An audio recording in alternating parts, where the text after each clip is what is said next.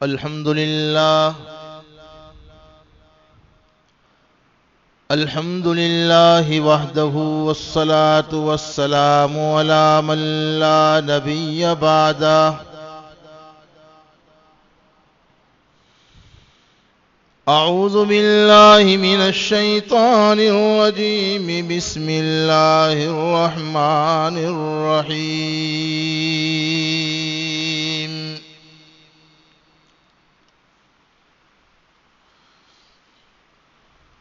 يا أيها الذين آمنوا استعينوا بالصبر والصلاة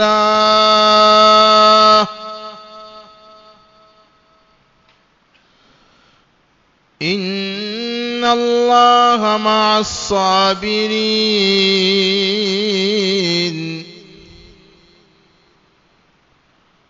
ولا تقولوا لمن يقتل في سبيل الله أموات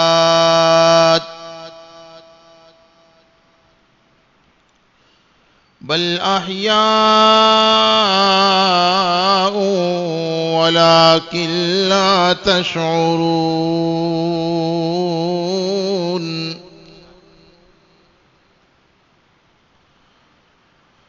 ولنبلونكم بشيء من الخوف والجوع ونقص من الأموال والأنفس والثمرات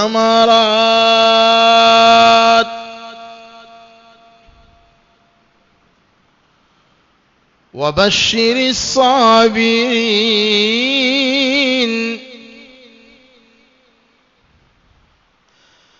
الذين إذا أصابتهم مصيبة قالوا إنا لله وإنا إليه راجعون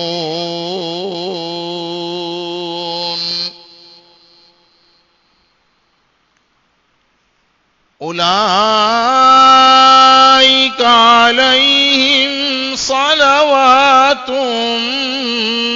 من ربهم ورحمة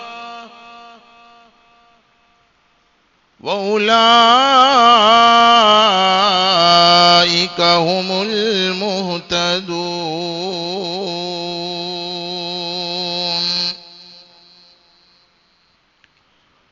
صدق الله مولانا العظيم وصدق رسوله النبي الأمي الكريم ونحن على ذلك لمن الشاهدين والشاكرين والحمد لله رب العالمين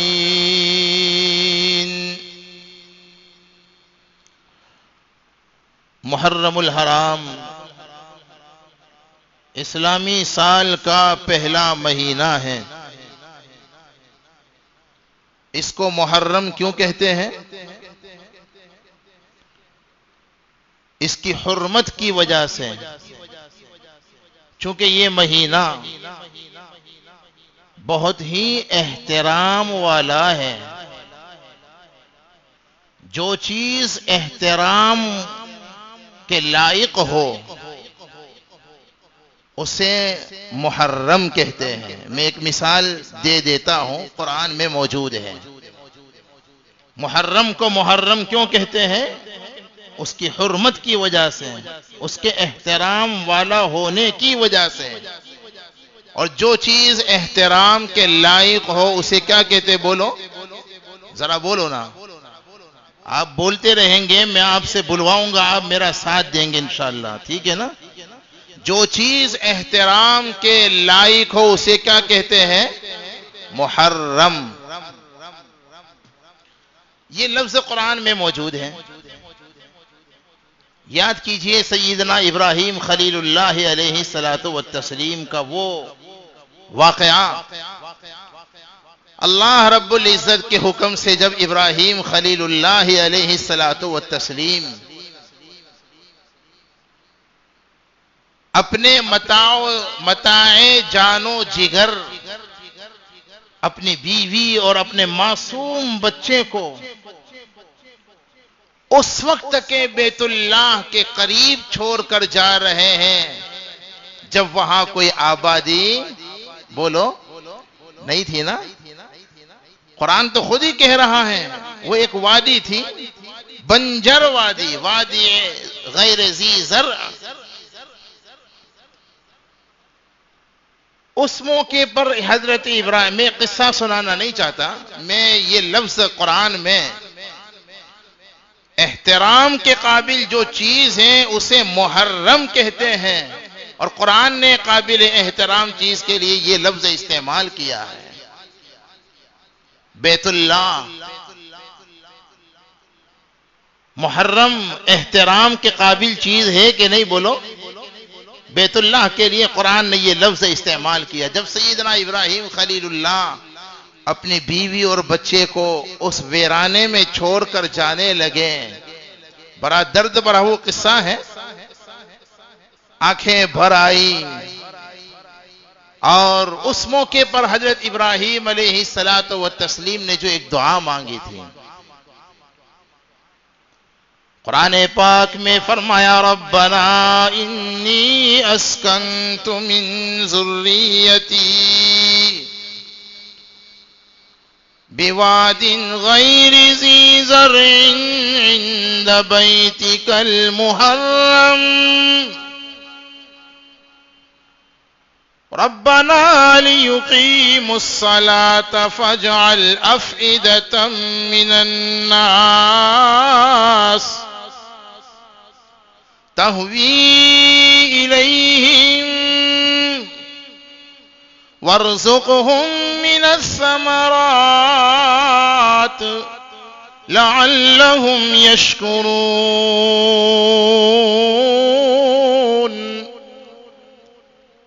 حضرت ابراہیم حق تعالی سے دعا مانگ رہے ہیں، پروردگار عالم میں تو اپنی بیوی اور بچے کو تنہا چھوڑ کر جا رہا ہوں تیرے قابل احترام گھر کے پاس. عند بیتک بولو عند بیتک المحرم. الہ العالمین میں تو انہیں تنہا چھوڑ کر جا رہا ہوں، لیکن تو انہیں تنہا نہ چھوڑ. لوگوں کے قلوب کو اس کی طرف مائل اور متوجہ فرما دے.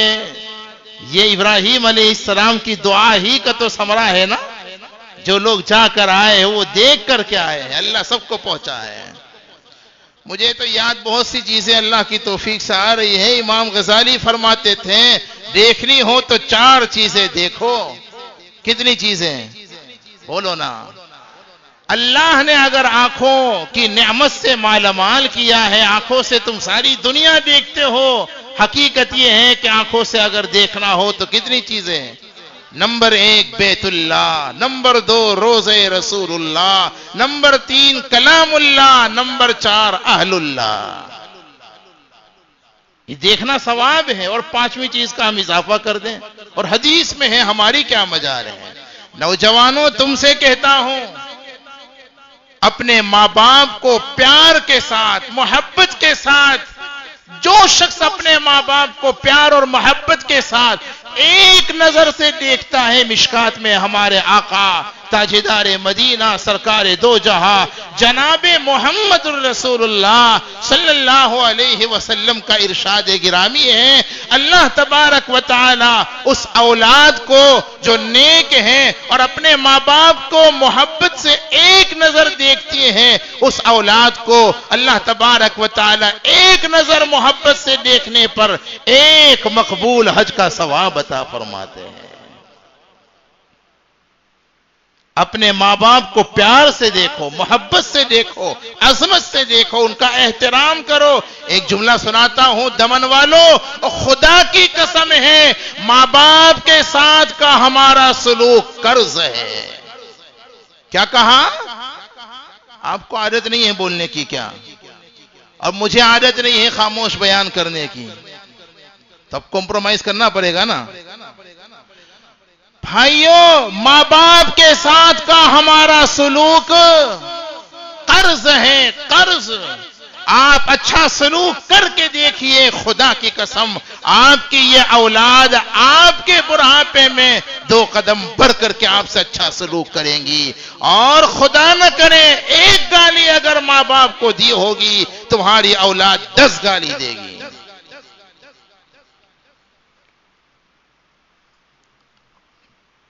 یہ اشارے قرآن اور حدیث میں موجود ہیں اور واقعات اس پر شاہد ہیں، لیکن موضوع ہٹ جائے گا۔ مجھے آج ایک خاص بات بتلانی ہے، عاشوراء کی اہمیت اور اس کی فضیلت اور اس کے احکام کیا۔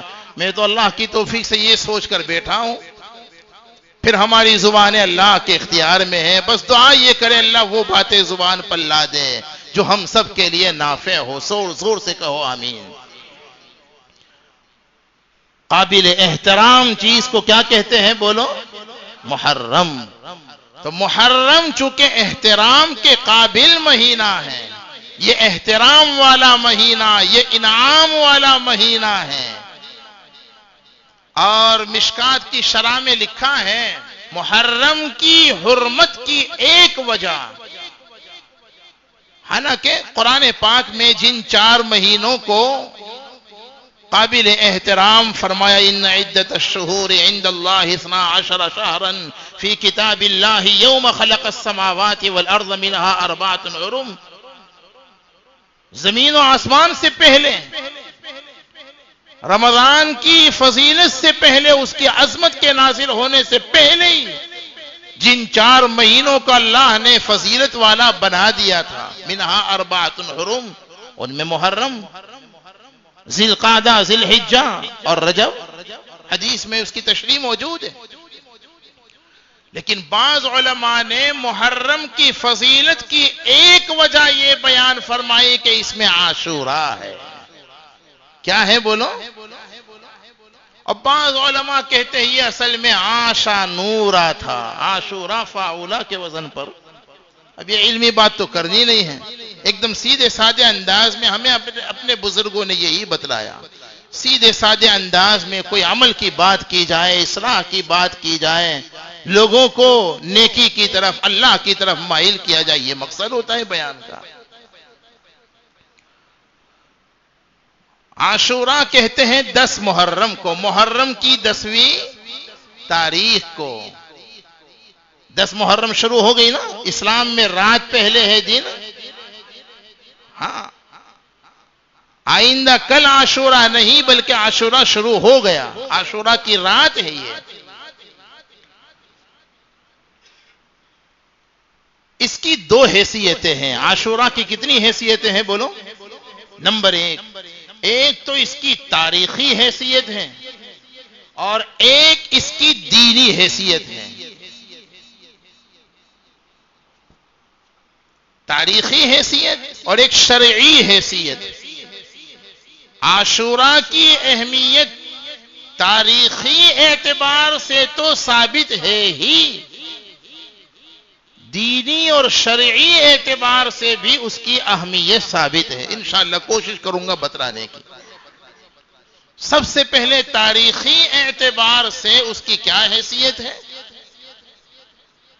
میں اب اس لفظ کی تشریح میں جانا اس لیے مناسب نہیں سمجھتا، عوام کا مجمع ہے، میں نے ایک لفظ استعمال اللہ کی توفیق سے کیا کہ تاریخی حیثیت اور ایک شرعی اور دینی حیثیت، یہ دونوں جملوں کے اندر بہت کچھ آ گیا۔ بہرحال تاریخی اعتبار سے بھی کسی چیز کی عظمت اگر ثابت ہو تو وہ اس کی اہمیت کے لیے کافی ہے۔ مثال کے طور پر ہمارے ملک میں 15 اگست کی ایک تاریخی حیثیت ہے یا نہیں ہے بولو؟ ظاہر بات ہے دینی اور شرعی اعتبار سے تو کچھ بھی نہیں اس کی حیثیت ہے، لیکن تاریخی اعتبار سے اس کی ایک حیثیت ہے. تو اسی طرح 10 محرم الحرام عاشوراء کی دینی حیثیت بھی ہے، صرف تاریخی حیثیت نہیں ہے. تاریخی حیثیت کیا ہے؟ بہت علماء نے بہت کچھ لکھا ہے. فقی ابو اللیث سمرقندی رحمت اللہ علیہ فرماتے ہیں عاشوراء کو عاشوراء اس لیے بھی کہا جاتا ہے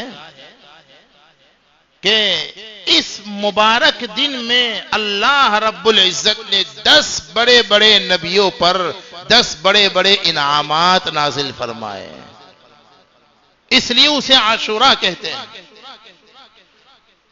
کتنے نبیوں پر؟ 10 بڑے بڑے نبیوں پر 10 انعامات نازل کیے ہیں. اب انہی 10 انعامات، وہ کون نبی تھے، ان کے کیا کیا انعامات تھے، انشاءاللہ اسی ضمن میں یہ اس کی حیثیت اگرچہ تاریخی ہے لیکن اس میں بہت سی ہدایت اور نصیحت اور عبرت کی باتیں ہمارے لیے موجود ہیں.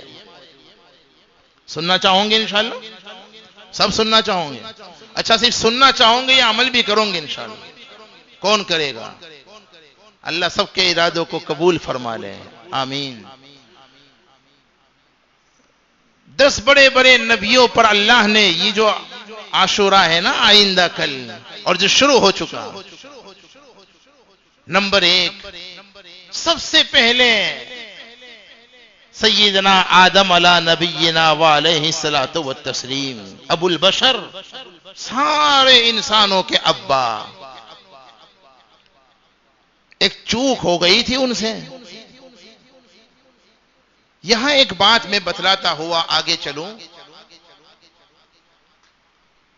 حضرات انبیاء علیہم الصلاۃ والتسلیم کے متعلق ہمارا عقیدہ اور ایمان یہ ہے، ہمارا تعلق تو آپ جانتے ہی ہیں حضرات علماء دیوبند سے ہے.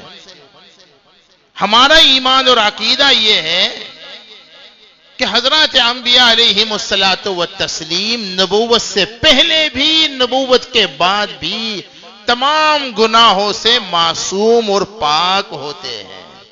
بولو ہے کہ نہیں ہے؟ ہاں، اللہ نے نبیوں کو معصوم بنایا ہے. ہاں البتہ ان سے کوئی چوک اگر ہوئی ہے، افضل کے خلاف کوئی کام اگر ہوا ہے، خلاف اولا کوئی کام اگر ہوا ہے، تو ہمارے نزدیک تو وہ گناہ بھی نہیں ہے، ہم تو اسے کوئی گناہ بھی نہیں سمجھتے، لیکن ان کا مرتبہ اور مقام بہت اونچا ہوتا ہے تو ان کے مرتبے اور مقام کے اعتبار سے اس چیز کو گناہ سمجھا جاتا ہے. اور اگر ان سے کوئی چوک ہوئی بھی ہے تو وہ بلا ارادہ کے، سمجھے نا. اور ایک جملہ کہتا ہوں، یقین جانے یہ ہمارا ایمان ہے، حضرات انبیاء علیہم السلام کی خطا بھی اللہ کی حکمت اور اس کی عطا کا ذریعہ ہے. حضرات انبیاء علیہم السلام کی خطا اللہ کی حکمت اور اس کی عطا کا ذریعہ ہے. بہرحال اس تمہید کے بعد چونکہ آگے 2-3 باتیں ایسی آئے گی، اس سے میں نے ذرا تمہیدی طور پر 2-4 باتیں عرض کر دی. حضرت آدم علیہ السلام سے ایک چوک ہو گئی تھی. حق تعالی نے ہمارے ابا کو کہاں رکھا تھا؟ بولو، ارے بولو نا یار. آپ سوچ رہے ہوں گے کہ یار میرا ابا تو دمن میں رہتے تھے. یہ مفتی صاحب پوچھ رہے کہ ابا کو رکھا تھا جنت میں. ہم سب کے ابا کو کہاں رکھا تھا؟ اور میں تو نہیں کہہ رہا نا، یہ تو قرآن کہہ رہا ہے. قرآن پاک میں فرمایا وَيَا آدَمُ اسْكُنْ أَنْتَ وَزَوْجُكَ الْجَنَّةَ وَكُلَا مِنْهَا رَغَدًا حَيْثُ شِئْتُمَا وَلَا تَقْرَبَا هَٰذِهِ الشَّجَرَةَ فَتَكُونَا مِنَ الظَّالِمِينَ.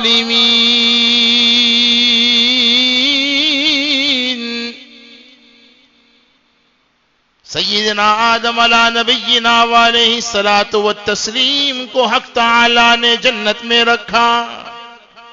آدم تم بھی اور تمہاری بیوی بھی جنت میں مزے کرو، جو چاہو کھاؤ پیو، البتہ ایک بات دھیان میں رکھیے گا، لا تقربا هذه الشجرة فتكونا من الظالمين. شجرہ ممنوعہ، فرمایا اس درخت کے قریب بھی نہ جانا. اب وہ کون درخت تھا اس تفصیل میں ہمیں جانے کی اس لیے ضرورت نہیں ہے، جس بات کو اللہ نے واضح طور پر نہیں بیان کیا ہمیں کیا ضرورت ہے. خام خواہ لوگوں نے بال کی کھال نکالنے کی کوشش کی. وہ درخت جو ہے بعضوں نے کہا مشہور تو یہی ہے، گیہوں کا درخت تھا. تو مولانا مکی صاحب فرمانے لگے عقل مندو کبھی گیہوں کا بھی درخت دیکھا ہے تم نے؟ جس بات کو اللہ نے واضح طور پر صاف صاف بیان نہیں کیا اس کے چکر میں مت پڑنا، نہیں پڑنا چاہیے. کوئی درخت تھا اللہ نے منع کر دیا کہ اس کے قریب بھی مت جانا، ان سے غلطی ہو گئی. اب اس تفصیل میں نہیں جانا. ابھی 10 محرم الحرام کو 10 بڑے بڑے نبیوں پر جو اللہ نے انعامات نازل کیے، بس وہ انعام بدلا. فَأَزَلَّهُمُ الشَّيْطَانُ، قرآن نے کہا شیطان نے بہکا دیا، پھسلا دیا. اللہ کی حکمت یہی تھی، غلطی ہو گئی. چنانچہ غلطی ہو جانے کے بعد اللہ کے حکم کے اور منشا کے خلاف ایک عمل ہو گیا. لیکن اس تفصیل میں ابھی جاؤں گا نہیں. میں اللہ کی توفیق سے ہم نے لکھا بھی ہے مولانا کہ غلطی آدم علیہ السلام سے بھی ہوئی اور ابلیس سے بھی ہوئی. 5 فرق ہیں ان میں. کتنے؟ یقین مانو وہ 5 کو ابھی بیان کریں گے تو یہ 10 انعامات رہ جائیں گے. میں نے اللہ کی توفیق سے ایک مضمون ابھی چھٹے حصے کے لیے لکھا ہے، اعتراف ذنوب مع اعتراف قصور. نبیوں کا یہ طریقہ ہے کہ ان سے اگر کوئی چوک ہو جاتی تو وہ فوراً اس کا اقرار کرتے ہیں، گناہ کو مان لیتے ہیں اور اللہ تبارک و تعالی کے حضور معافی کے طلبگار ہوتے ہیں. کئی مثالیں ہیں. یہی پہلی مثال سیدنا آدم علیہ السلام کی چوک ہو گئی، روئیں. اور قرآن نے تو فتلقى آدم من ربه کلمات، تو کلمات سے اکثر مفسرین مراد یہی لیتے ہیں وہ جو آدم اور حوا علیہ السلام کی دعا ہے نا قرآن میں، اس دعا کے ذریعے ہمیں بھی معافی مانگنی چاہیے. ہم معافی کی نیت سے، آپ بھی میرے ساتھ وہ دعا معافی کی نیت سے پڑھیں گے انشاءاللہ. ہمارے ابا نے اس دعا کے ذریعے اپنے قصور کی معافی مانگی، ہم بھی اس دعا کے ذریعے اللہ سے اپنے گناہوں کی معافی مانگے. قرآن پاک میں فرمایا ربنا، بولو نا، ربنا ظلمنا انفسنا، ربنا ظلمنا انفسنا وإن لم تغفر لنا وترحمنا لنكونن من الخاسرين.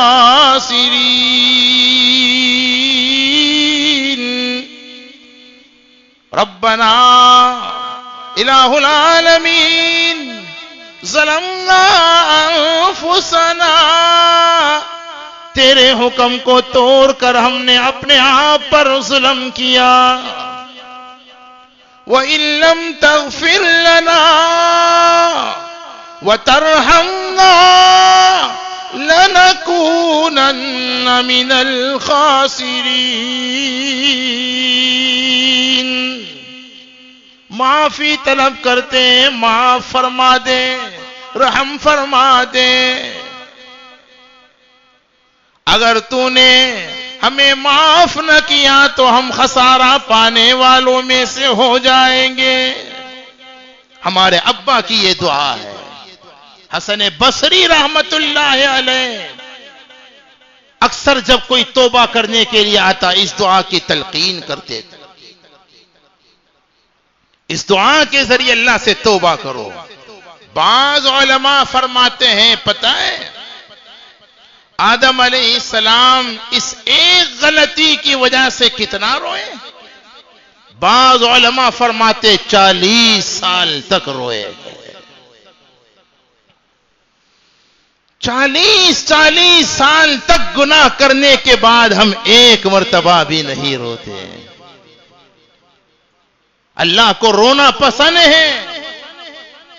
گنہگار کی آنکھ سے نکلا ہوا آنسو اللہ کو بڑا پسند ہے. ایک روایت یاد آ گئی، سناؤں میں؟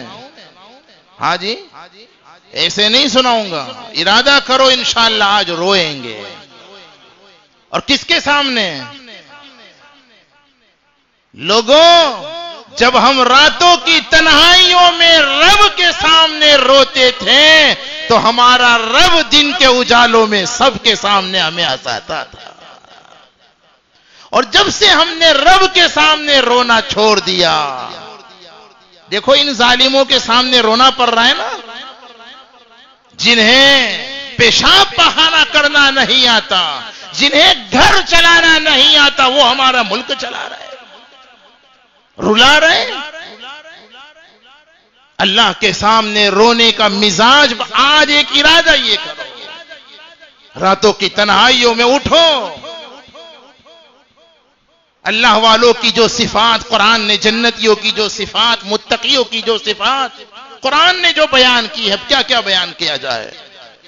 کانوا قلیلا من اللیل ما یہجعون وبالاسحار هم یستغفرون. اور دوسری جگہ تتجافى جنوبهم عن المضاجع يدعون ربهم خوفا وطمعا.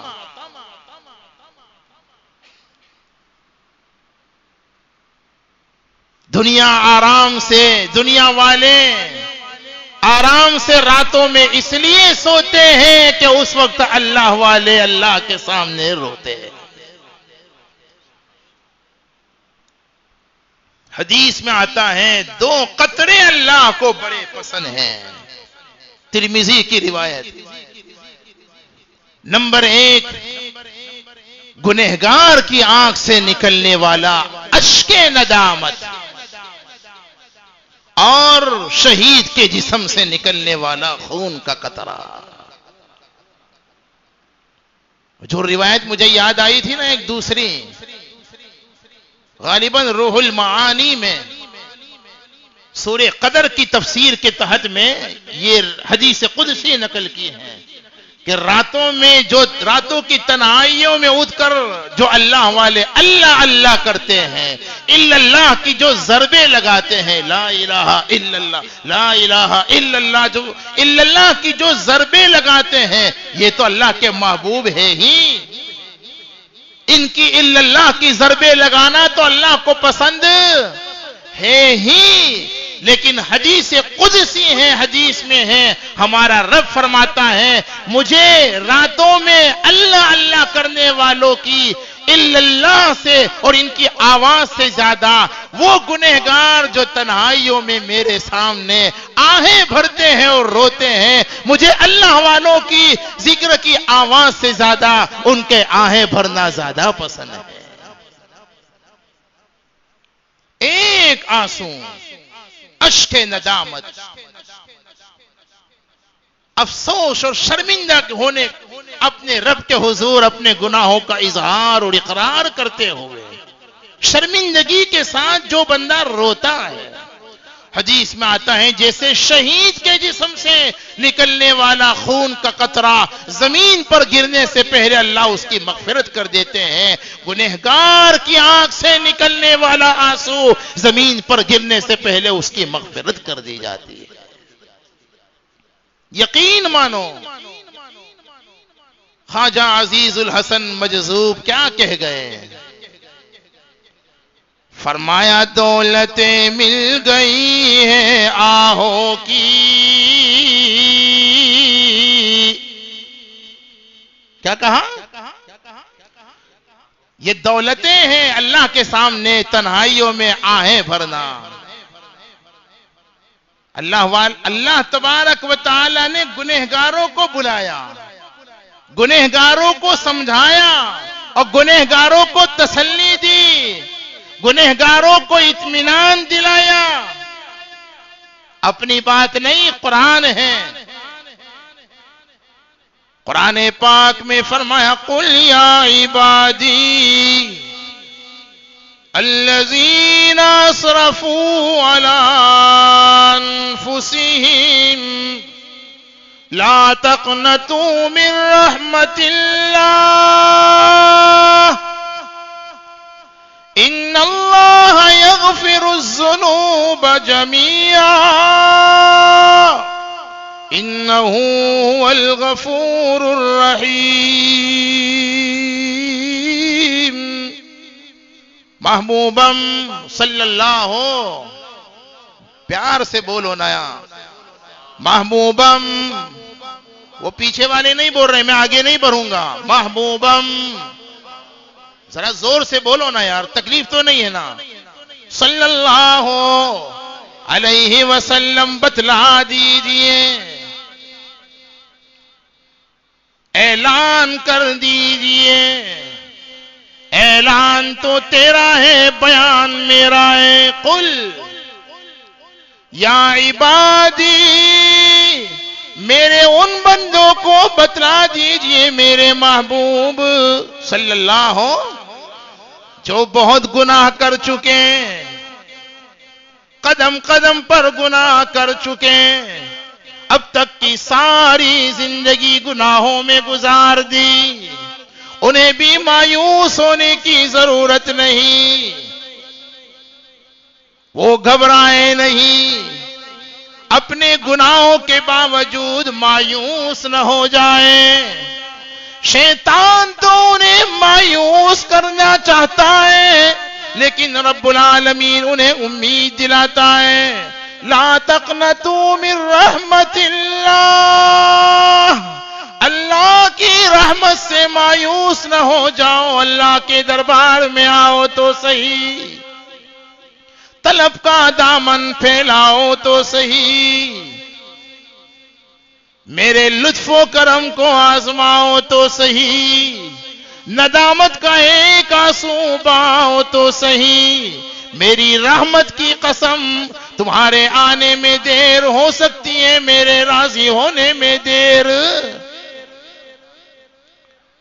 ان اللہ، یہ وعدہ اللہ کر رہا ہے، ان اللہ یغفر الذنوب جميعا، قیامت تک کے صرف مسلمانوں سے نہیں، قیامت تک کے ظالموں سے بھی اس کا یہی وعدہ ہے، قیامت تک کے گنہگاروں کے لیے بھی اس کا یہی وعدہ ہے، قیامت تک کے کافروں کے لیے بھی اس کا یہی وعدہ ہے، قیامت تک کے شرابیوں کے لیے بھی اس کا یہی وعدہ ہے۔ تم کچھ بھی ہو، ساری دنیا کے انسانوں کے گناہ کو ملایا جائے، میری رحمت کے مقابلے میں ساری دنیا انسانیت کے گناہوں کی وہی حیثیت ہے جو سمندر کے مقابلے میں قطرے کی ہے۔ میں صحیح کہہ رہا ہوں، یہ جذباتی تقریر کر رہا ہوں۔ اللہ کی رحمت کو پہچانو، مضمون ہٹ رہا ہے، میں عرض یہ کر رہا تھا، اللہ نے اگر ہمیں اپنے گناہوں کو یاد کر کے شرمندہ ہو کر دو آنسو بہانے کی توفیق اگر دے دی ہو، معافی اور مغفرت کے لیے وہ کافی ہے۔ اللہ کو یہ گنہگاروں کا آہیں بھرنا بڑا پسند ہے۔ خواجہ صاحب کا شعر سنا رہا تھا، دولتیں مل گئی ہیں آہوں کی، دولتیں مل گئی آہوں کی، اور ایسی تیسی میرے گناہوں کی، ایک آنسو گنہگار کی آنکھ سے نکلنے والا ساری زندگی کے گناہوں کو معاف کرنے کے لیے کافی ہے۔ میں صرف اتنا بتلانا چاہتا ہوں بھائیوں، اب تک کی زندگی جیسی گزاری گزر گئی، اب ارادہ کرو، توبہ کرو۔ میں نے اللہ کی توفیق سے جمعہ میں سورت میں بھی کہا، محرم میں 3 کام میں نے کہا کرنے چاہیے۔ پہلے کام کا ثبوت تو حدیث ہی میں ملتا ہے۔ کیا کرنا چاہیے پہلا کام بولو؟ آپ کہوں گے تعزیے بڑے بڑے بنا بنا کر کے ڈھول تاشے بجانے چاہیے۔ ہاں جی، ایسا ہی کرنا چاہیے؟ کیا کرنا چاہیے؟ ارے بولو نا یار، بولتے کیوں نہیں؟ مجھے تھکا دوں گے غالباً۔ پہلا کام ماشاءاللہ بولو، روزہ کیا رکھنا چاہیے؟ اور دوسرا کام اپنے گھر والوں کے خرچے میں اضافہ۔ ہمارے علماء نے اس پر بھی کلام کرنے کے بعد آخر میں یہی فرمایا، اس روایت پر عمل کرنے کی گنجائش ہے۔ اور اس عاجز کا خیال ناقص یہ ہے، تاریخی روایتوں پر نظر رکھنے کے بعد یہ معلوم ہوتا ہے کہ یہ محرم الحرام کا جو 10واں دن ہے اللہ کی خاص مغفرت کا دن ہے۔ اس میں 3 بڑے بڑے نبیوں کے لیے مغفرت کا اعلان ہوا تھا، اس لیے اس عاجز کا خیال یہ ہے کہ اس دن میں تیسرا عمل توبہ کا اہتمام کرنا چاہیے۔ توبہ تو ہر وقت ویسے ضرورت ہے ہماری، لیکن یہ بہت مبارک دن ہے۔ آدم علیہ السلام کی توبہ قبول ہوئی تھی۔ تفسیر قرطبی میں یہ بات موجود ہے، جس دن آدم علیہ السلام کی توبہ قبول ہوئی محرم الحرام کا 10واں دن تھا، عاشوراء۔ پہلے نبی پر پہلا بڑا انعام، اللہ کی طرف سے مغفرت مل جائے، اس سے بڑا کوئی انعام نہیں ہے۔ ہاں، مغفرت سے بڑا تو کوئی انعام نہیں۔ قرآن میں فمن زحزح عن النار وادخل الجنت فقد فاز۔ اور اس پر بھی مجھے شعر یاد ہے، کیا خیر مولانا، کیا عجیب بات، خواجہ صاحب ہی کا وہ شعر ہے، وہ جو قرآن میں ہے نا، قرآن پاک میں فرمایا فمن زحزح عن النار وادخل الجنت فقد فاز وما الحیاة الدنیا الا متاع الغرور۔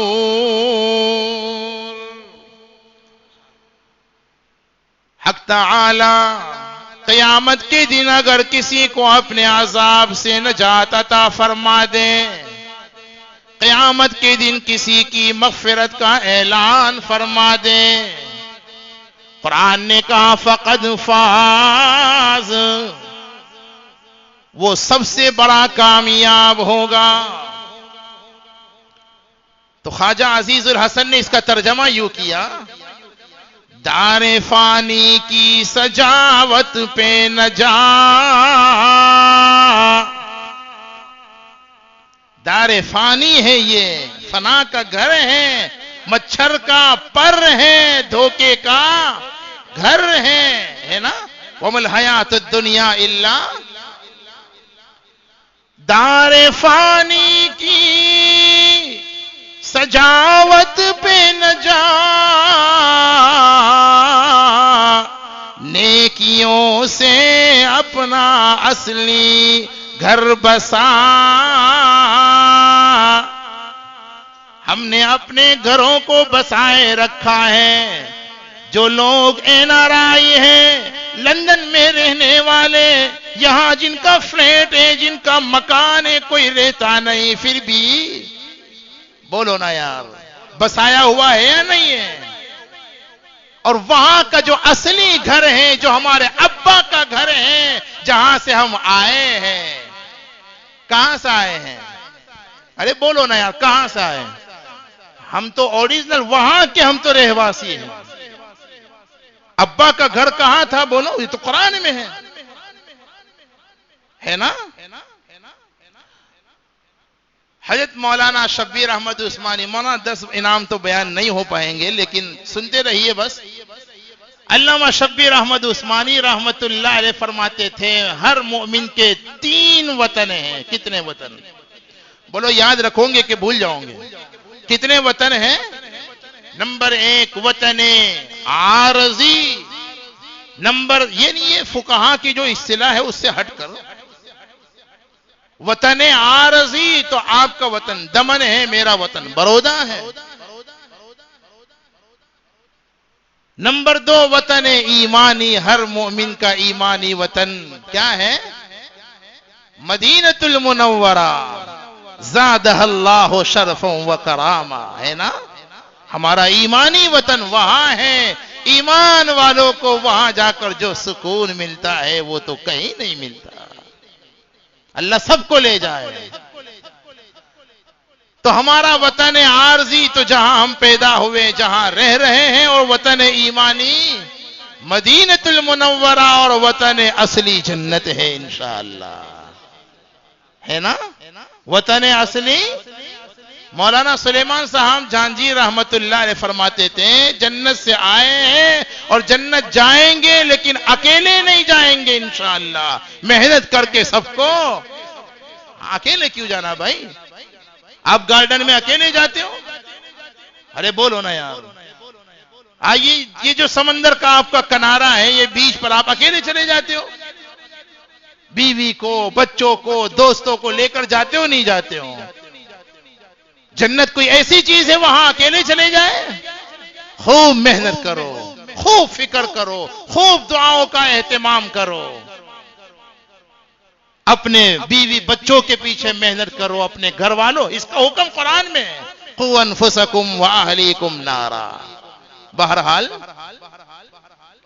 اصلی گھر ہمارا وہ ہے، دار فانی کی سجاوٹ پہ نہ جا، نیکیوں سے اپنا اصلی گھر بسا، ایک مرتبہ سبحان اللہ پڑھنا۔ رحمت عالم صلی اللہ علیہ وسلم ارشاد فرماتے ہیں جو ایک مرتبہ زمین پر سبحان اللہ پڑھتا ہے، رب العالمین جنت میں اس کے لیے ایک درخت لگا دیتا ہے۔ کہہ دو نا سبحان اللہ۔ نیکیوں سے جنت بسے گی، کائیں سے؟ نیکیوں سے، نمازوں سے۔ روایتوں میں آتا ہے، مجھے یاد آ رہا ہے، جو شخص وضو کرنے کے بعد کلمہ شہادت پڑھتا ہے، آتا ہے نا، اشہد ان لا الہ الا اللہ و اشہد ان محمدن عبدہ و رسولہ، جنت کے 8 دروازے اس کے لیے کھول دیے جاتے ہیں۔ وہاں کا گھر بسے گا نیکیوں سے، نیک اعمال سے۔ اور صاحبوں کہاں کرتا ہوں، دنیا میں مال کا چلن ہے، آخرت میں اعمال کا۔ یہاں نقد رحمت اللہ علیہ، پہیا جو یہ پہیا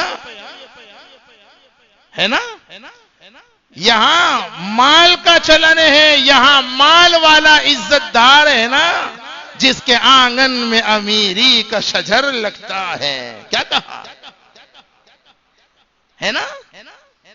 اس کو بات کرنے کی تمیز نہیں ہے، لیکن نقد رحمت الپیا بہوچے، پیا بہوچے، جس کے آنگن میں امیری کا شجر لگتا ہے، اس کا ہر عیب زمانے کو ہنر لگتا ہے۔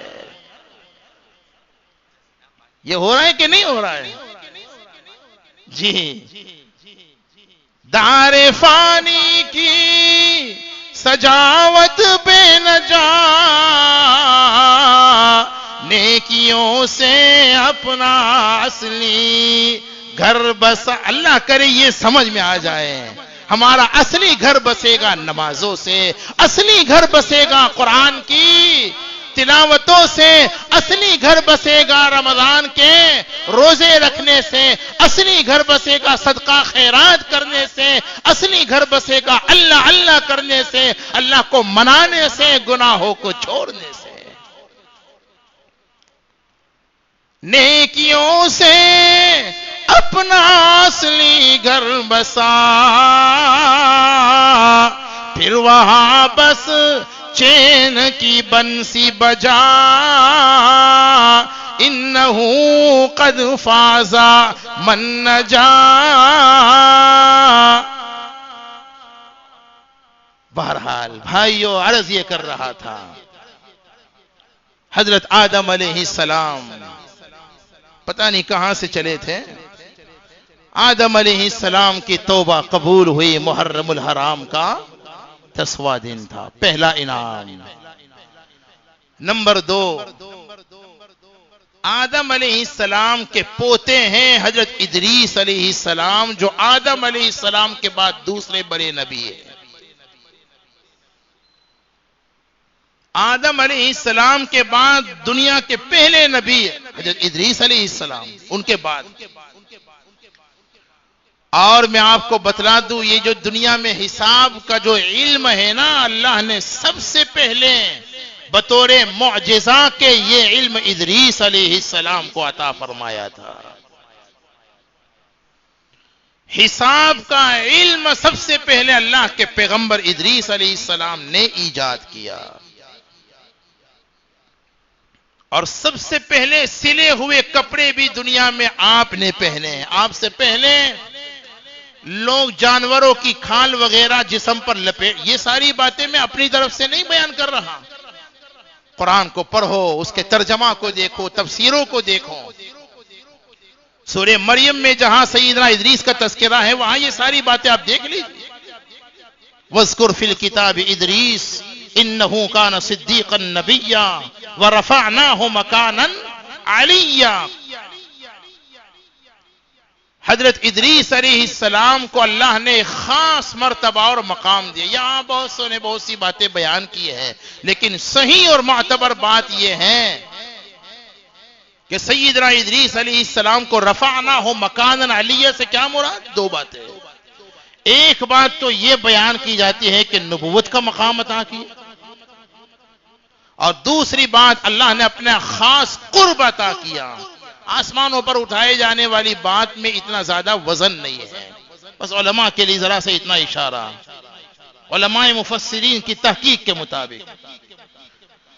تو بہرحال حضرت ادریس علیہ السلام کو جس دن اللہ نے خاص مرتبہ اور مقام عطا فرمایا، جس کا تذکرہ قرآن میں ہے، فقیہ ابو اللیث سمرقندی فرماتے ہیں یہ انعام بھی ادریس علیہ السلام کو اللہ نے محرم الحرام کی 10ویں تاریخ کو عطا فرمایا۔ نمبر 3، حضرت ادریس علیہ السلام کے پوتے یا پرپوتے تھے حضرت نوح علیہ السلام۔ کتنے سال تک محنت کی؟ 950 سال تک، ہے نا؟ وَلَقَدْ أَرْسَلْنَا نُوحًا، قرآن میں سب موجود ہے۔ اے کاش قرآن سے تعلق ہمارا قائم ہو جائے۔ آمین نہیں کہتے، پتہ نہیں کیا ارادہ ہے آپ کا۔ زور سے کہو نا یار، ذرا زندہ دلی کے ساتھ۔ اللہ ہم سب کو قرآن سے کامل اور مکمل وابستگی عطا فرمائے۔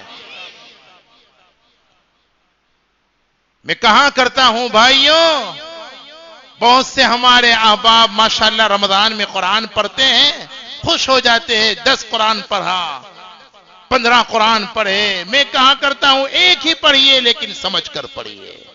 نہیں ضرورت ہے 10 قرآن اور 15 قرآن پڑھنے کی۔ اللہ کے یہاں کمیت نہیں دیکھی جاتی، اس کے یہاں تو کیفیت دیکھی جاتی ہے۔ یہ نہیں دیکھا جاتا کتنا کیا، یہ دیکھا جاتا ہے کس جذبے سے کیا، کس دل سے کیا، کس اخلاص کے ساتھ کیا۔ قرآن کو پڑھو، سمجھو، سمجھنے کی کوشش کرو۔ کتنے افسوس کی بات ہے، جو ہمارا رہنما ہے، جو ہماری اصلی کتاب ہے، جو ہماری کتاب زندگی ہے، 50 سال سے ہم پڑھتے ہیں، ہمیں پتا کوئی نہیں کہ اس میں کیا کہا گیا۔ یہ غفلت نہیں ہے قرآن کے ساتھ؟ نہیں پڑھ سکتے اپنی مسجدوں میں درس قرآن کی مجلسوں کو قائم کرو. کروں گے انشاءاللہ. ان علماء سے فائدہ اٹھاؤ لیکن مفت میں فائدہ مت اٹھائیو بھائی. کیا کہا؟ مجھے تو یہاں کا حال نہیں معلوم. مفت کے مولوی کو مت ڈھونڈیو، کچھ خرچ کرنا بھائی تاکہ قدر بھی ہو. خیر اتنا اشارہ کافی ہے نا قاری صاحب. آپ پھر ایسا مت کہنا کہ یار یہ کس کو بلا کے لے آئے، پہلے سے لگتا کچھ کہہ دیا ہوگا مفتی صاحب کو. ایسا نہیں ہے بھائی. بہرحال میرے بھائی یہ عرض یہ کر رہا تھا، حضرت ادریس نوح علیہ السلام 950 سال تک قرآن میں وَلَقَدْ أَرْسَلْنَا نُوحًا إِلَىٰ قَوْمِهِ فَلَبِثَ فِيهِمْ أَلْفَ سَنَةٍ إِلَّا 50 عاما.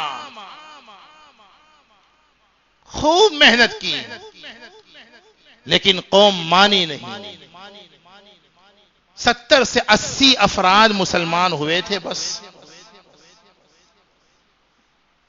بہت گستاخیاں کی قوم نے.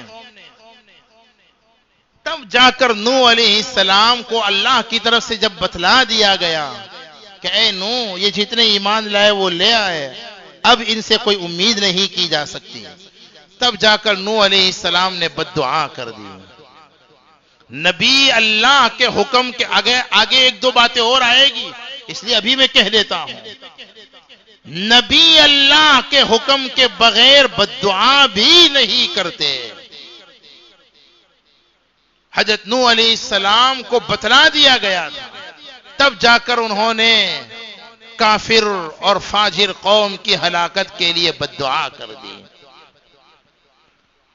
قرآن پاک میں فرمایا رب لا تذر علی الارض من الکافرین دیارا انک ان تذرهم یضلوا عبادک ولا یلدوا الا فاجرا کفارا. حضرت نوح علیہ السلام نے عرض کیا الہ العالمین میں نے بہت سمجھایا اپنی قوم کو، دن میں بھی سمجھایا اور رات میں بھی. قال رب انی دعوت قومی لیلا ونہارا فلم یزدہم دعائی الا فرارا. میری بات کو مان کر تیری طرف آنے کے بجائے، تیری طرف متوجہ ہونے کے بجائے تجھ سے دور ہوتے گئے. میں تو بار بار کہتا رہا رب کی طرف آؤ، رب سے مت بھاگو. اس لیے اللہ اب میری قوم کو ہلاک کر دے، اس کافر قوم کو. اس بددعا کے نتیجے میں پھر عذاب آیا تھا، ہے نا. 2 روایتیں ہیں. ایک روایت کے مطابق 5 مہینے تک 150 دن تک عذاب رہا، اور دوسری روایت کے مطابق 6 مہینے تک اللہ کا عذاب آیا. آسمان پھٹ گیا، اوپر سے پانی، نیچے سے پانی، پانی پانی.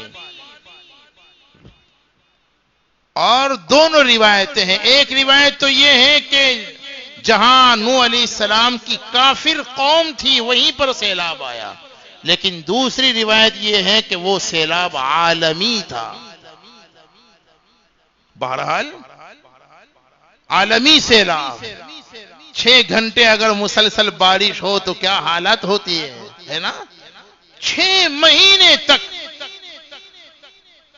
خطرناک قسم کا طوفان، اور اسی میں نوح علیہ السلام کا وہ ایک بیٹا بھی کافروں کے ساتھ مل گیا تھا. اس کا واقعہ بھی قرآن میں بڑا دردناک اور عبرتناک.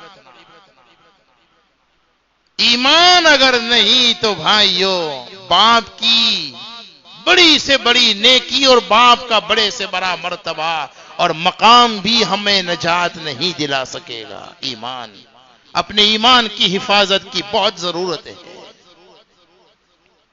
میں کہا کرتا ہوں فتنوں کے اس دور میں جہاں دین و ایمان کی دعوت ضروری ہے، اس سے زیادہ اس عاجز کا خیال ناقص یہ ہے ایمان اور اسلام کی حفاظت ضروری ہے۔ بہرحال اب زیادہ کچھ نہیں کہنا، عرض یہ کر رہا تھا نوح علیہ السلام کی قوم پر جب طوفان آیا اور 6 مہینوں کے بعد جب طوفان رک گیا، وقیل یا ارض ابلعی ماءک ویا سماء اقلعی وغیض الماء وقضی الامر واستوت علی الجودی وقیل بعدا للقوم الظالمین۔ جودی پہاڑی پر جو کشتی ٹھہری، اللہ تبارک و تعالی نے حضرت نوح علیہ السلام اور ان کی قوم کو 6 مہینوں کے بعد طوفان سے جب نجات عطا فرمائی تو وہ بھی محرم الحرام کا 10واں دن تھا۔ کتنے ہوئے؟ 3۔ نمبر 4، حضرت ابراہیم خلیل اللہ علیہ الصلاۃ والتسلیم، جلیل القدر پیغمبر ہے، اللہ کے خلیل ہیں۔ واتخذ اللہ ابراہیم خلیلا، اللہ نے ان کو اپنا دوست بنایا۔ حضرت ابراہیم علیہ السلام کا مقابلہ ہوا نمرود کے ساتھ، مشہور واقعہ ہے۔ اس واقعے میں نہ جاتے ہوئے نمرود نے ابراہیم علیہ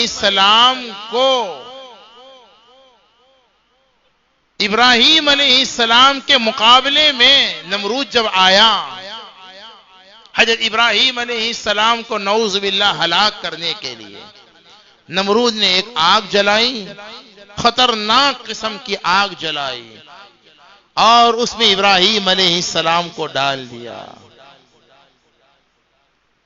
قرآن میں یا نار کونی بردا وسلاما علی ابراہیم، حضرت ابراہیم علیہ السلام 7 دن اور 7 راتیں اس آگ میں رہے۔ اللہ تبارک و تعالی نے اس آگ کو ابراہیم علیہ السلام کے لیے گلے گلزار بنا دیا۔ آگ جلی، لکڑیوں کو جلا دیا، ان رسیوں کو بھی علماء مفسرین فرماتے ہیں جن رسیوں سے باندھ کر ظالموں نے اللہ کے خلیل کو آگ میں ڈالا تھا، ان رسیوں کو بھی آگ نے جلا دیا، لیکن سیدنا ابراہیم کو نہ جلا سکی۔ کیوں؟ آگ کے خالق اور مالک کا حکم یہی تھا، اور یہ ثابت ہو گیا کہ آگ بھی اپنے جلانے میں اللہ کے حکم کی حکم تھا نا۔ قرآن پاک میں فرمایا قلنا یا نار کونی بردا وسلاما علی ابراہیم، اے آگ تو آج تک دنیا کو جلاتی آئی ہے نا، آج میرا حکم تجھے یہ ہے، بتلا دے دنیا والوں کو تو بھی اپنے جلانے میں اللہ کے حکم کی محتاج ہے۔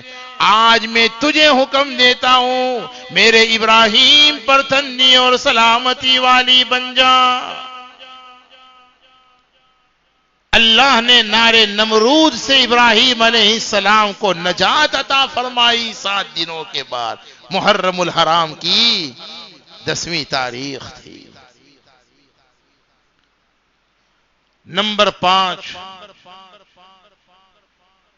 حضرت داؤد علیہ السلام سے ایک چوک ہو گئی تھی۔ میں نے شروع میں بتلا دیا چوک سے مراد، اب اس تفصیل میں جانے کا موقع نہیں ہے۔ وَهَلْ أَتَاكَ نَبَأُ الْخَصْمِ إِذْ تَسَوَّرُوا الْمِحْرَابَ إِذْ دَخَلُوا عَلَى دَاوُودَ فَفَزِعَ مِنْهُمْ قَالُوا لَا تَخَفْ خَصْمَانِ بَغَىٰ بَعْضُنَا عَلَى بَعْضٍ فَاحْكُم بَيْنَنَا بِالْحَقِّ۔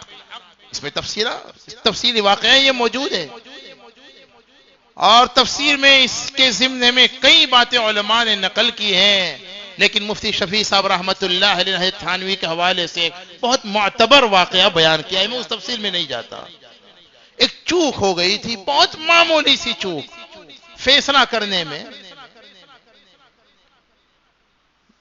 میری طبیعت نہیں مانتی، میں بتلائے بغیر آگے نہیں بڑھنا چاہتا، بس وہ چوک اتنی ہو گئی، میں ذرا سا اور واضح کر دوں۔ وہ دو آئے تھے لوگ، وہ دونوں یا تو حقیقی بھائی تھے یا ایمانی بھائی تھے. ان ھذا اخی لہ 99 نعجۃ ولی نعجۃ واحدہ، یہ میرا بھائی ہے. ایک نے آ کر کہا، وہ مظلوم نے، اس کے پاس 99 ڈنبیاں ہیں اور میرے پاس خالی ایک ہی ڈنبی ہے. یہ 99 ڈنبیوں پر مطمئن نہیں ہے، مجھے کہتا ہے یہ تیری ایک ڈنبی بھی مجھے دے دے. حضرت اب آپ فیصلہ کر دو. قرآن میں ہے. اس موقع پر حضرت داؤد علیہ السلام نے جو فیصلہ سنایا، بظاہر اس سے یہ واضح ہوتا تھا کہ حضرت داؤد علیہ السلام نے طرفداری سے ذرا کام لیا، حالانکہ فیصلہ حق تھا، سچ تھا، بس ذرا سا میں نے اور واضح کیا اشارہ. اللہ کو یہ ادا پسند نہ آئی، متنبہ فرمایا داؤد علیہ السلام کو. اس پر داؤد علیہ السلام خوب روئے، اللہ سے دعا مانگی، معافی مانگی. تو پھر اللہ تبارک و تعالی نے آپ کی معافی اور مغفرت کا اعلان قرآن میں بھی ہے. فغفرنا له ذلك وان له عندنا لزلفى وحسن مآب. فقی ابو اللیث سمرقندی رحمت اللہ علیہ فرماتے ہیں، حضرت داؤد علیہ السلام کی مغفرت کا جو اعلان ہوا وہ بھی محرم الحرام کی 10ویں تاریخ. نمبر 6، انہی کے بیٹے حضرت سلیمان علیہ السلام ایک خاص واقعے کے بعد انہوں نے ایک عجیب و غریب دعا مانگی. کیا دعا مانگی؟ رب اغفر لی وہب لی ملکا لا ينبغی لأحد من بعدی انک انت الوہاب. اب اس کی تفسیر میں بھی بہت عجیب عجیب باتیں علماء نے بیان کی ہیں. دو باتیں بتلاتا ہوں.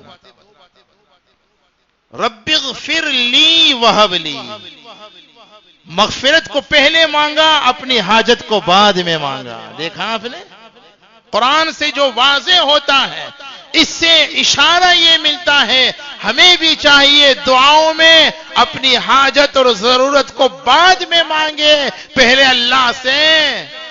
بولو نا یار، پہلے اللہ سے مغفرت مانگو. نبیوں کی دعا کا یہ انداز ہے، پہلے اللہ سے مغفرت مانگی، رب اغفر لی وہب لی، اس کے بعد اپنی حاجت مانگی. دیکھا آپ نے 23واں پارہ سورہ صاد.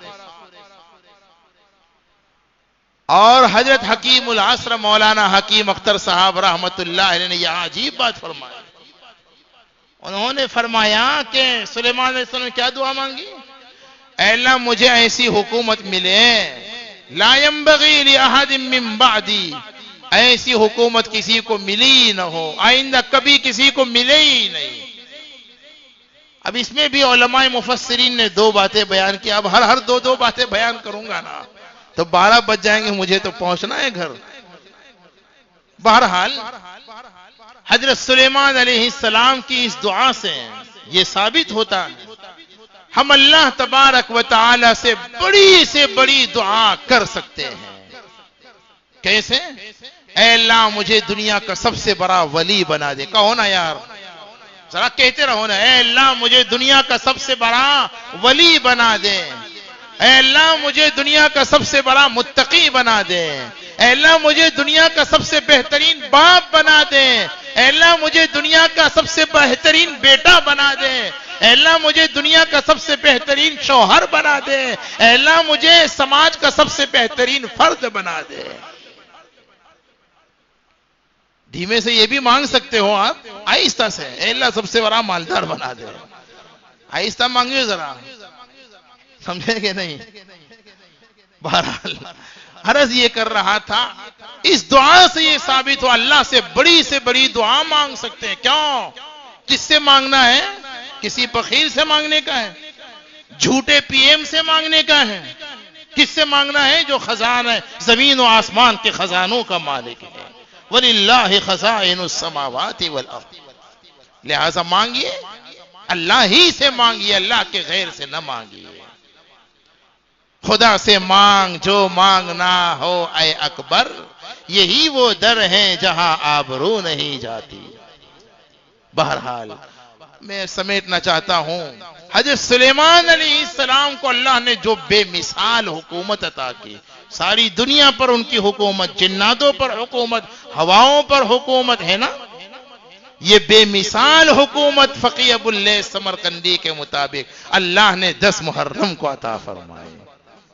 نمبر 7، یونس علیہ السلام سے بھی ایک چوک ہو گئی تھی، اللہ کے حکم کے بغیر قوم کو عذاب کی دھمکی دے ڈالی، تمہاری کھیل نہیں ہے، اب آ رہے اللہ کا عذاب، اب تمہاری خیر نہیں۔ اللہ کو یہ ادا پسند نہ، وہ لمبا قصہ ہے۔ اب حضرت یونس علیہ السلام قوم کو چھوڑ کر چلے گئے،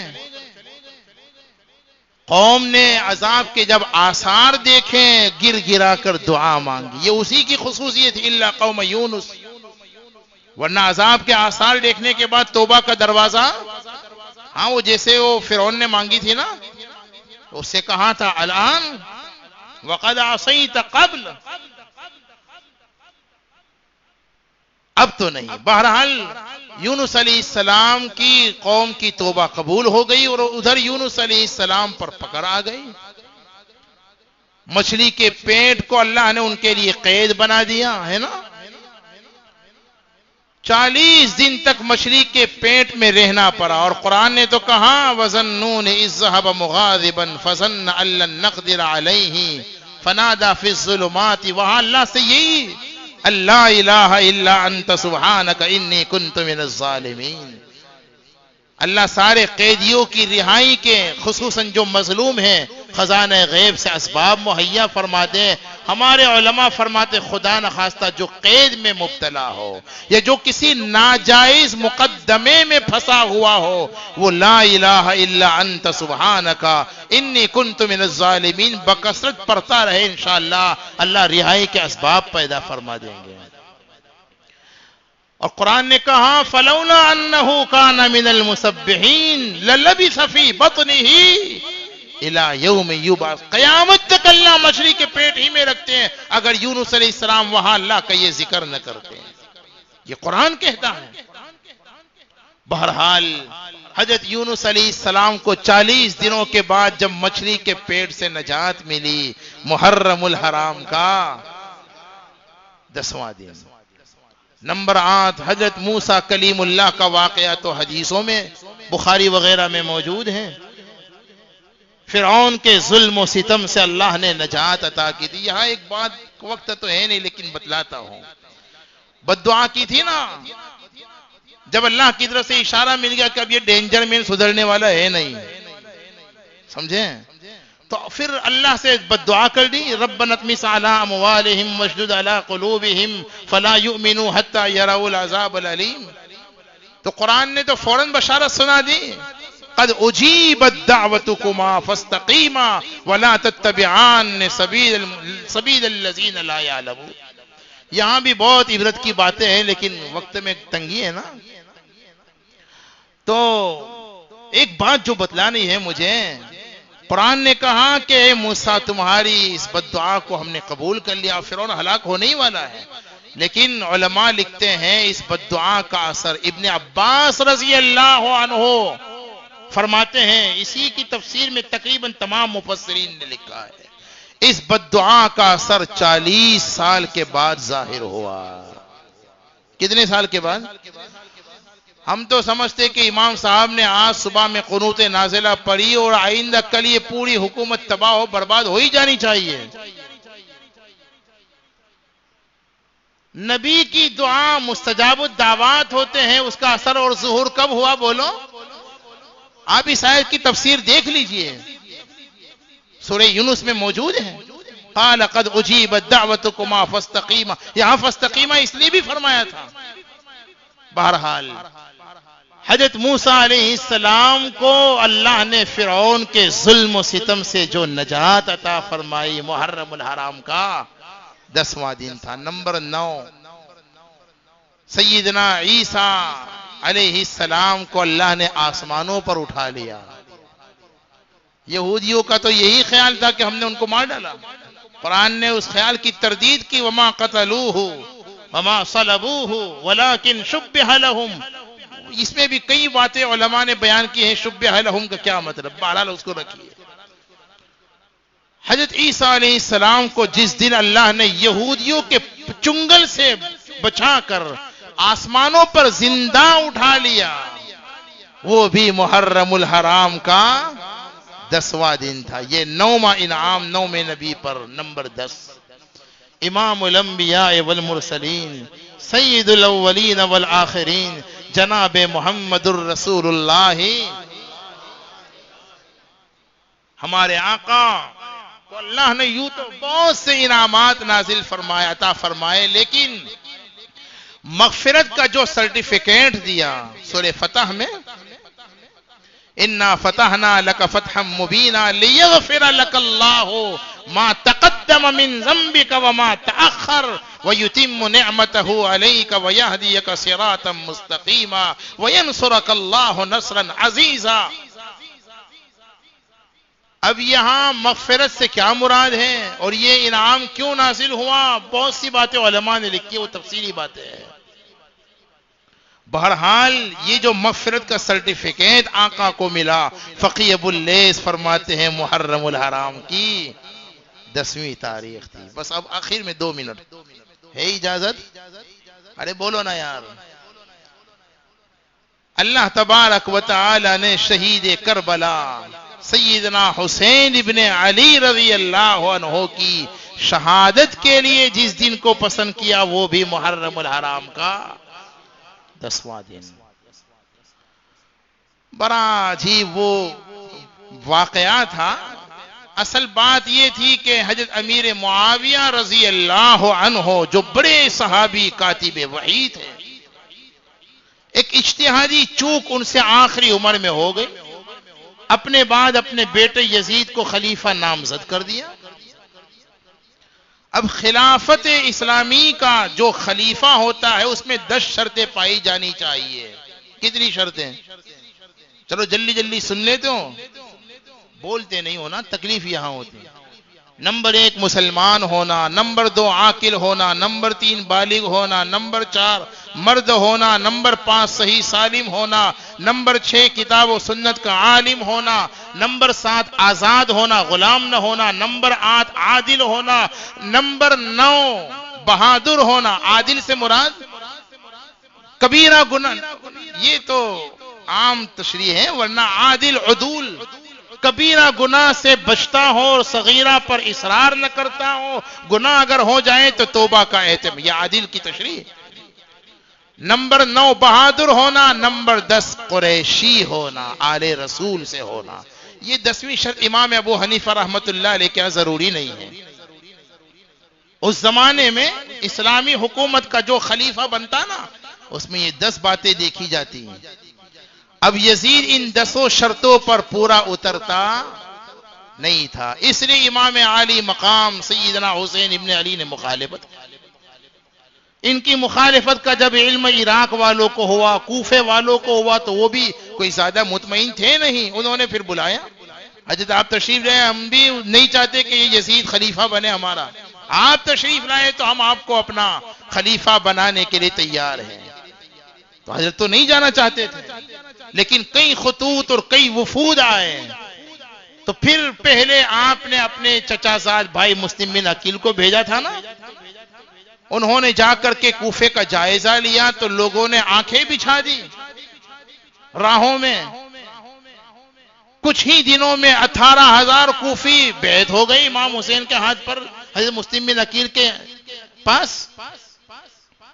تب مسلم بن عقیل نے لکھ دیا کہ حضرت تشریف لے آئیے، حالات بہت سازگار ہیں۔ اب ان کے خط لکھنے پر حضرت امام علی مقام چلے ہیں مکہ المکرمہ سے 3 ذی الحجہ یا ایک روایت کے مطابق 8 ذی الحجہ کو، اور پھر یہاں کے حالات بدلے۔ ادھر یزید کو جب پتا چلا جاسوسوں کے ذریعے، اس وقت وہ اپنے دارالحکومت دمشق میں تھا، تو اس نے بصرہ کا جو اپنا گورنر تھا عبید اللہ ابن زیاد کو کہا کہ تجھے بصرہ کے ساتھ ساتھ کوفہ کا بھی گورنر بناتا ہوں، جلدی جا، حالات کو کنٹرول میں لا۔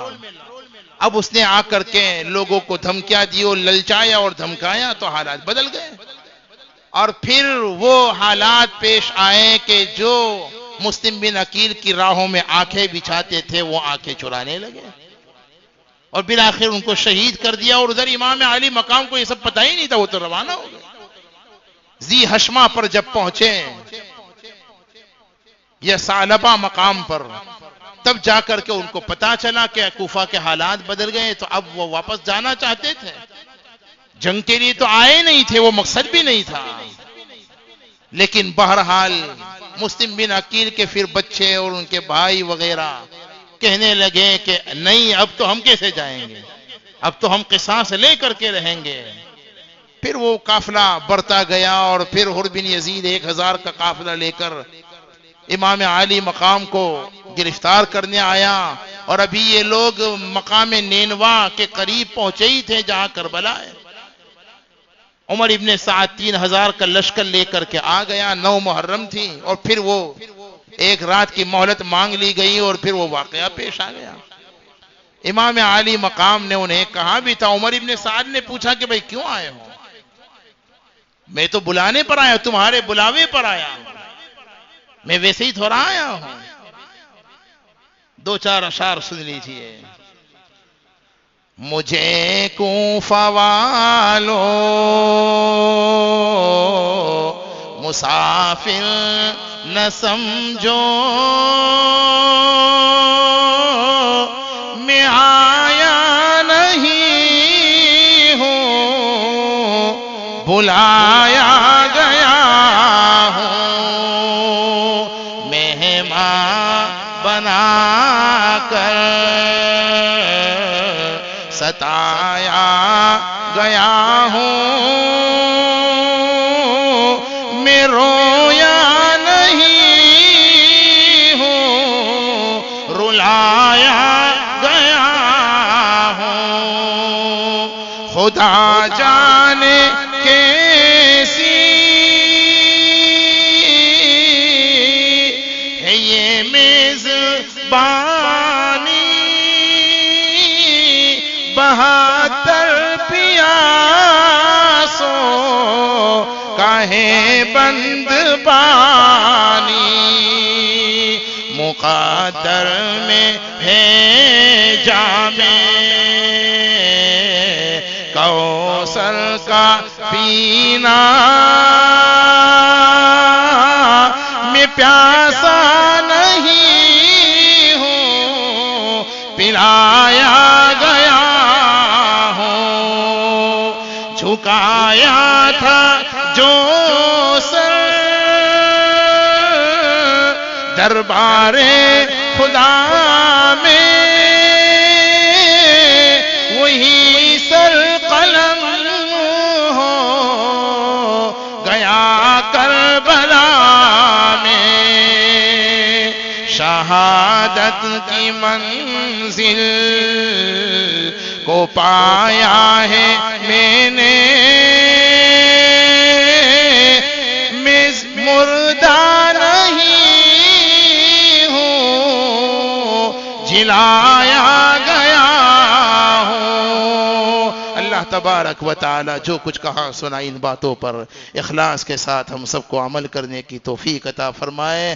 اللہ تبارک و تعالی ہم سب سے راضی ہو جائے. امام عالی مقام کا جو اصل پیغام ہے, کربلا کا جو پیغام ہے, وہ یہی ہے شریعت پر جم جانا.